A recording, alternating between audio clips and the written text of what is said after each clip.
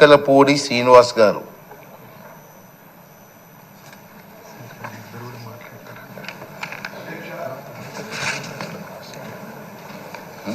ఈ స్థానంలో నిలబడి మీలాంటి అనుభవజ్ఞుణ్ణి అధ్యక్షాన్ని సంబోధించే అవకాశం నాకు ఇచ్చిన మా నాయకుడు చంద్రబాబు నాయుడు గారికి ముందుగా కృతజ్ఞతలు తెలియజేస్తూ, నిన్న సభాపతిగా మీ పేరు ప్రతిపాదించినప్పుడు ఈ సభలో ఉన్న సీనియర్స్లో మీరు ఒకరు అనుకున్నాను. కానీ ఈరోజు మీ గురించి విన్న తర్వాత 7 సార్లు శాసనసభ్యులు, 1 సారి లోక్సభ సభ్యులు, 4 సార్లు అంటే 16 సంవత్సరాలు మంత్రిగా పనిచేసిన మీకంటే అర్హులు ఎవరు ఉంటారని ఇప్పుడు అర్థమైంది. అయితే మనందరూ ఒక విషయం ఇష్టం లేకపోయినా మాట్లాడుకుంటున్న విషయం ఏంటంటే ప్రతిపక్షం గురించి. ప్రతిపక్షం, ప్రజాపక్షం, ఈ 2 పదాలు గుర్తుపెట్టుకోమని అందరికీ విజ్ఞప్తి చేస్తున్నా.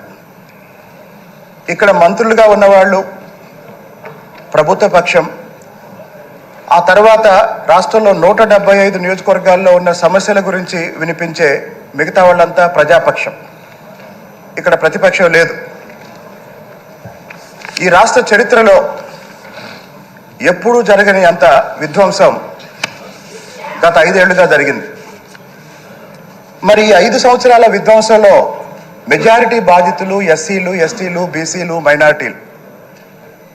అమరావతి రైతులతో పాటు గత ప్రభుత్వ అరాచక పాలన వల్ల అంతకుముందు ప్రతి ప్రభుత్వంలో అమలు జరుగుతున్న అనేక సంక్షేమ కార్యక్రమాల్ని, అనేక అభివృద్ధి కార్యక్రమాల్ని ఎస్సీలు, ఎస్టీలు, బీసీలు, మైనార్టీలు పోగొట్టుకున్నారు, కోల్పోయారు అధ్యక్ష. అలాగే గత ప్రభుత్వ విధానాల వల్ల గ్రామీణ అభివృద్ధి అనేది పూర్తిగా నిర్లక్ష్యం చేయబడింది. నాలాంటి పూర్తిగా గ్రామీణ ప్రాంతం నుంచి వచ్చిన శాసనసభ్యులు, మా తిరువూరు నియోజకవర్గం పూర్తిగా గ్రామీణ నియోజకవర్గం, వ్యవసాయప్రదమైన నియోజకవర్గం. మరి ఏ ఊరు చూసినా రోడ్లు లేవు, డ్రైనేజీ లేవు, నీళ్లు లేవు. గత 5 ఏళ్లుగా ఈ ప్రభుత్వం అందరినీ నిర్లక్ష్యం చేసింది.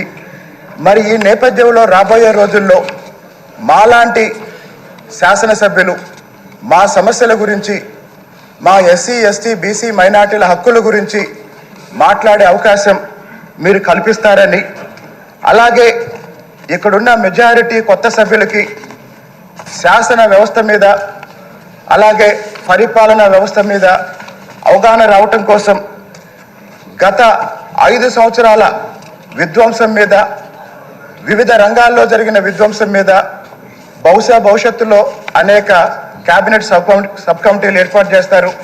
అలాగనే కొన్ని కీలకమైన అంశాల మీద హౌస్ కమిటీలు కూడా రాబోతాయి. అలాంటి కమిటీల్లో మాలాంటి కొత్త వాళ్ళకు అవకాశం ఇచ్చి పరిపాలనలో మమ్మల్ని కూడా ఇన్వాల్వ్ చేసి ఏ ఆకాంక్షల ప్రకారం అయితే మనందరినీ ఇక్కడికి ఎన్నుకొని ప్రజలు పంపించారో, ఫలితాలు వచ్చిన రోజే సభానాయకులు చెప్పారు, ఇది అధికారం కాదు బాధ్యత అని. ఆ బాధ్యతతోనే నిన్నైనా భవిష్యత్తులోనైనా ఇక్కడున్న సభ్యులందరం ప్రవర్తిస్తామని మీ దృష్టికి తీసుకొస్తూ, నర్సీపట్నం నాయకుడు నవ్యాంధ్ర శాసన సభాపతి అయినందుకు మరొకసారి హృదయపూర్వకంగా మా తిరువూరు నియోజకవర్గ ప్రజల తరపున అభినందనలు తెలియజేస్తున్నారు. పెద్దలు కళా వెంకటరావు గారు.